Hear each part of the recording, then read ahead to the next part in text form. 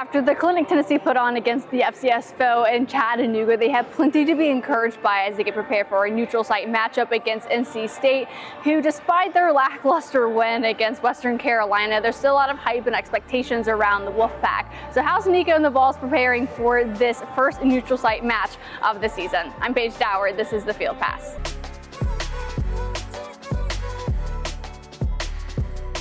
Nico Iamaleava looked about as effortless as a quarterback could, especially when you consider it was his second start at Tennessee, his first since being named the full-time starter. He was 22 of 28 for 314 yards.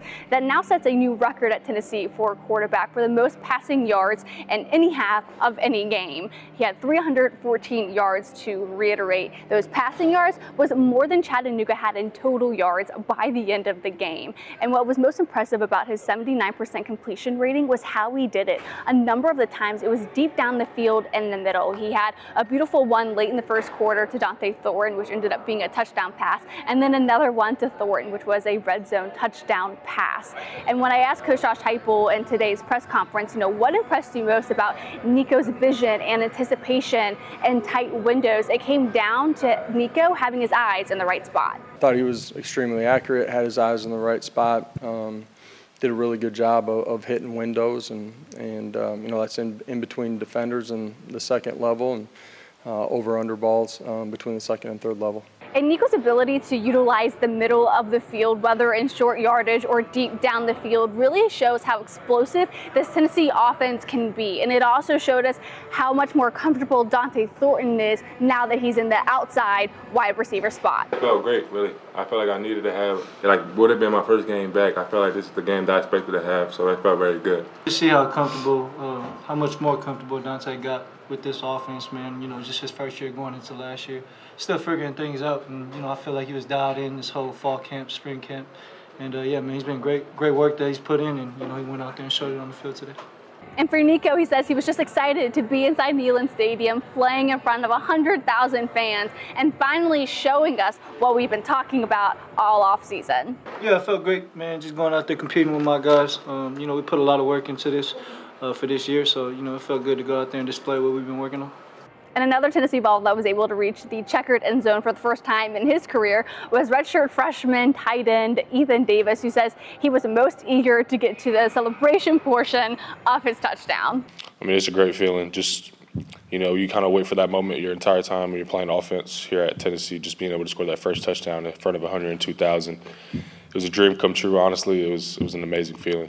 Now, of course, those are some of the bright spots from Tennessee's dominant 69-3 win over Chattanooga. But where can the team improve? Sometimes it might be difficult to find those spots when you are going up against a team that's in the FCS and you're putting up 69 points and holding them to 3. Nico only failed to complete his passes 5 separate times. Now, some of that was when he would settle for a good play when there was a better play available, even though he effortlessly split defenders to get to Dante Thornton or Chris Brazzell. That type of coverage sometimes means someone else is going to be wide open somewhere else. But what we also saw from Nico, especially when he's going through his progressions and maybe the plays falling apart and not formulating the way they wanted it to, he's still able to salvage some yards and scrape some yards. And instead of, wanting to go to his first or second read, he's able to get something quickly to the running backs or the tight end in the shallow and help them get a couple of yards and continue to move the ball forward. I didn't finish the second quarter well. I can finish better with just operating the offense at a high level. Really, I think that was the main thing for me, was not falling asleep there, while we're up big, and still going out there and operating the offense at a high level.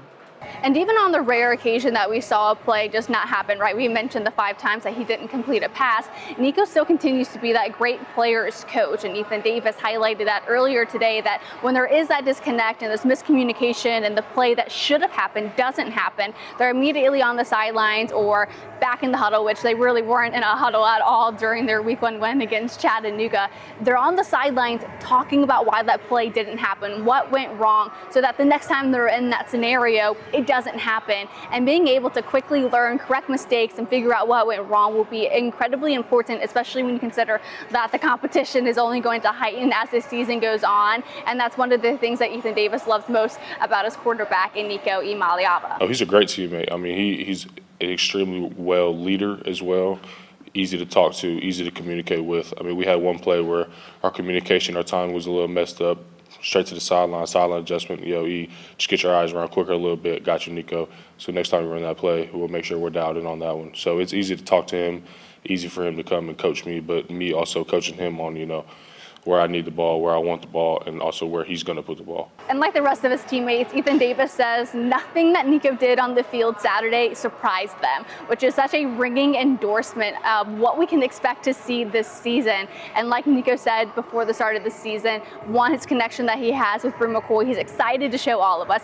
We saw that, and it's a lot to be encouraged by to what we might hope translates later and throughout the season. Been a part of our offense. Last year, we weren't as efficient in the middle of the field as we wanted to be. Had a good start to it this past week. There's a lot of things within the structure of what we're doing offensively that we can be better at too. Guys had an opportunity to watch it with their coaches today, and we got to make improvements. This is a good football team. We're getting ready to go play. And over at NC State's camp, I'm sure they're saying a similar thing that Tennessee is saying here, that they've got some wide receivers that they definitely want to make sure that they know where they're at on the field at all times. For Tennessee, they're keeping their eye on Kevin Concepcion, who for NC State in their game against Western Carolina had 9 receptions for 121 yards and 3 touchdowns, though his longest reception just went for 35 yards, which for Tennessee was about the average median that the receivers had, because they had a number, at least 10 plays that went 15+ yards against Chattanooga. But Kevin Concepcion is definitely a player that Tennessee's defense is keeping an eye on, and they want to make sure that they know where he's at on the field at all times. First of all, he's got elite speed, really good hands, makes plays, on teams. On the offensive side of the ball, they do a good job of moving him around and finding space for him to work and operate. He's strong, he's explosive. We got to know where he's at throughout the course of the football game. And Kevin Concepcion was just behind Jordan Waters, their running back, for most yardage in the game. Jordan Waters had 123 yards on the ground and 2 scores. So they definitely have a couple of players that they're going to be keeping their eyes on and wanting to make sure that they know where they are on the field at all times. But we'll hear more from the team later this week, so we'll continue to dive deeper into this matchup. And of course, on Fridays, we'll do a little keys to the game and definitely go over some things that we need to see from Tennessee to be encouraged by for what they'll be able to do potentially in the SEC. But that's all I've got for you guys today. Thank you so much for watching. Please like, subscribe, continue engaging with the content. And if you guys have any questions that you want answered before the game on Saturday, please leave it in the comment section and I'll be sure to get to it later this week. But again, thank you all so much for your support, and I'll chat with you guys tomorrow.